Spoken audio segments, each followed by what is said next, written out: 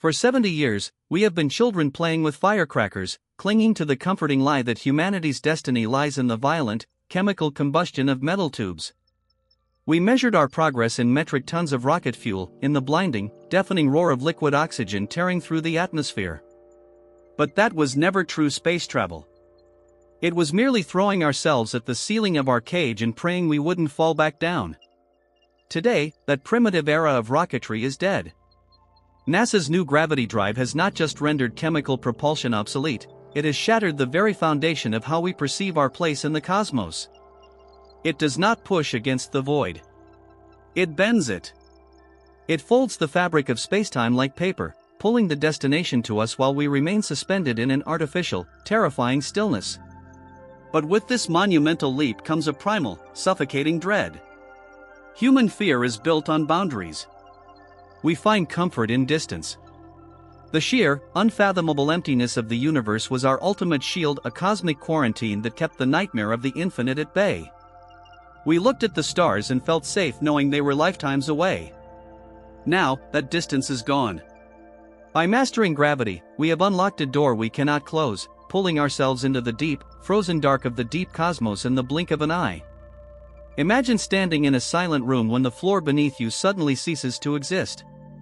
There is no sensation of speed, no wind, no reassuring rattle of a metal hull, only the sickening, absolute realization that you are falling upward into forever. The gravity drive strips away the illusion of control. It forces us to confront the ultimate, existential horror. What happens when we arrive at the edge of the universe, only to realize that the dark was waiting for us to find a way in? We thought we were building an engine to conquer the stars, but we may have simply built a faster way to drown in the infinite.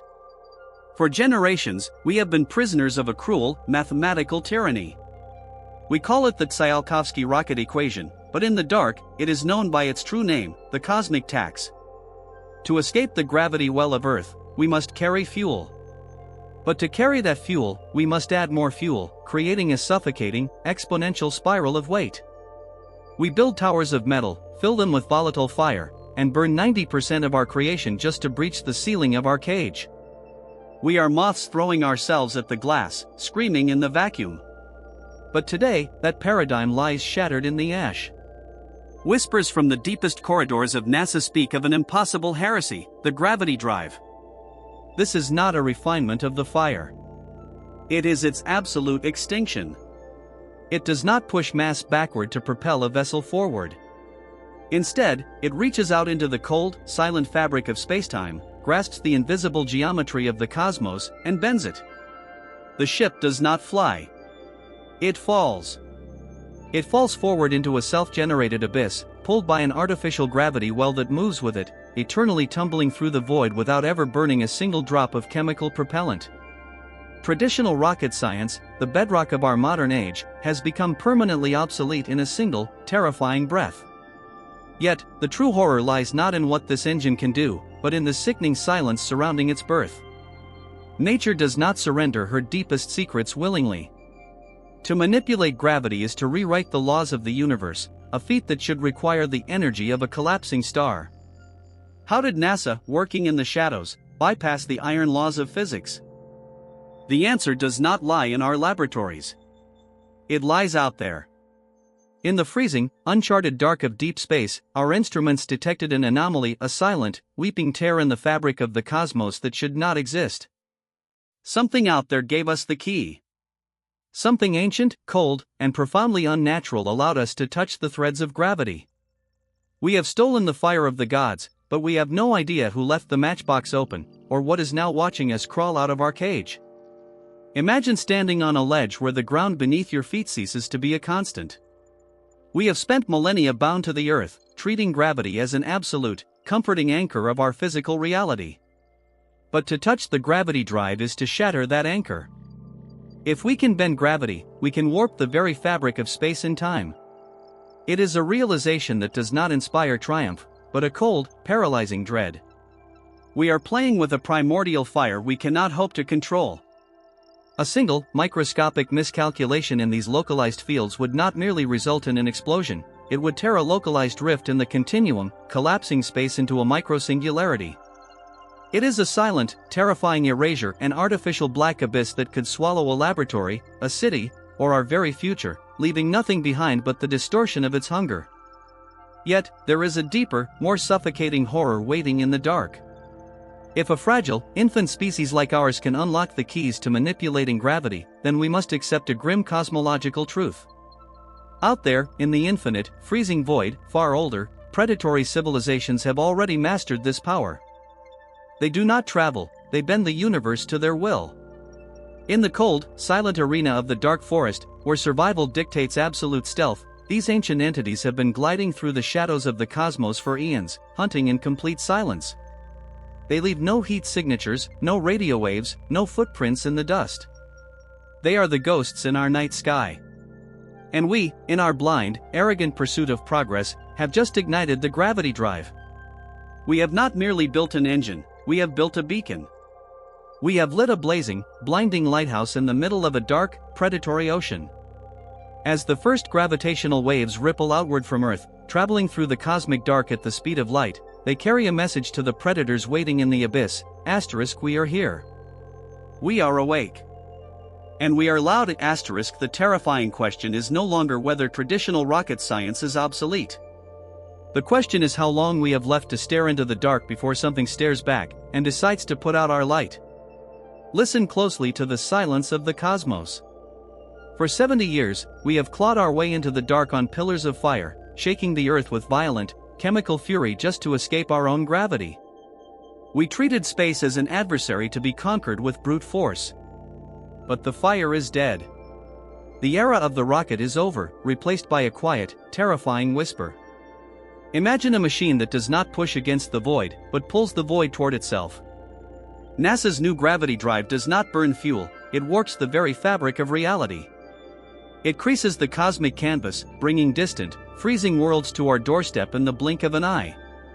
To stand in the presence of this drive is to feel a primal, sickening distortion in your chest, a phantom weight as your body struggles to comprehend a localized tear in spacetime. The air grows cold, smelling faintly of ozone and static, while the stars on the monitor warp into grotesque, elongated halos. But as the physicists celebrate this triumph of intellect, a suffocating realization begins to settle over us. We have unlocked a door we do not know how to close. By manipulating gravity, we are playing with the fundamental glue of the universe. What happens when the fold does not release? What happens if we rip the canvas? We used to look at the night sky and fear the distance, the agonizing lifetimes it would take to cross the black ocean. Now, the distance is gone. The universe has been brought intimately close. And in this new, compressed cosmos, we must confront a devastating philosophical horror. When you eliminate the vastness that kept us safely isolated, you realize that whatever lurks in the deep dark is no longer light years away. It is standing right outside our door, waiting for us to turn the key. For 60 years, we have lived under the tyranny of the fire arrow. We have convinced ourselves that the only way to touch the heavens is to commit a violent, controlled act of self-immolation. We erect towering monuments of steel, fill them to the brim with highly volatile chemicals, and ignite the fuse. To escape the gravity well of our birth, we must burn. We must bleed. We must throw away 90% of our mass into the unforgiving jaws of the atmosphere, leaving behind a trail of toxic soot and shattered boosters. It is a primitive, brutal exchange, a pound of flesh for an inch of sky. This is the kinetic tax of the cosmos. It is a system built on the desperate, explosive physics of the ancient world, scaled up to monstrous proportions. We are still just cavemen throwing rocks, only now the rocks are wrapped in liquid hydrogen. But what if this entire paradigm was a tragic, colossal detour? What if the universe is not a wall to be blasted through, but a fabric to be manipulated?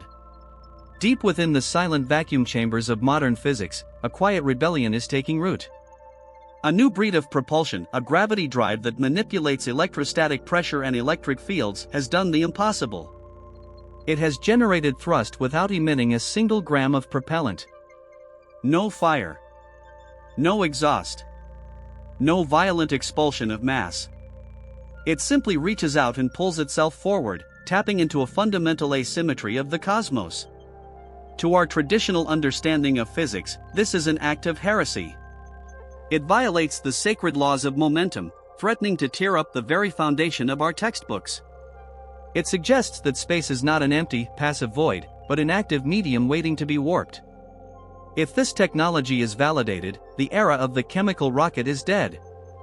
The multi-billion-dollar launch pads will crumble into historical relics, monuments to a primitive age of fire and fury. We will no longer need to carry our oceans of fuel with us into the dark. The tyranny of the fire era will be broken, replaced by a silent, ghostly glide through the stars. But this transition brings an unsettling realization. If we can manipulate gravity with a handful of static charges, then our place in the universe is far more fragile than we ever dared to imagine. We are about to unlock a door to the cosmos, but we have no idea what is waiting on the other side.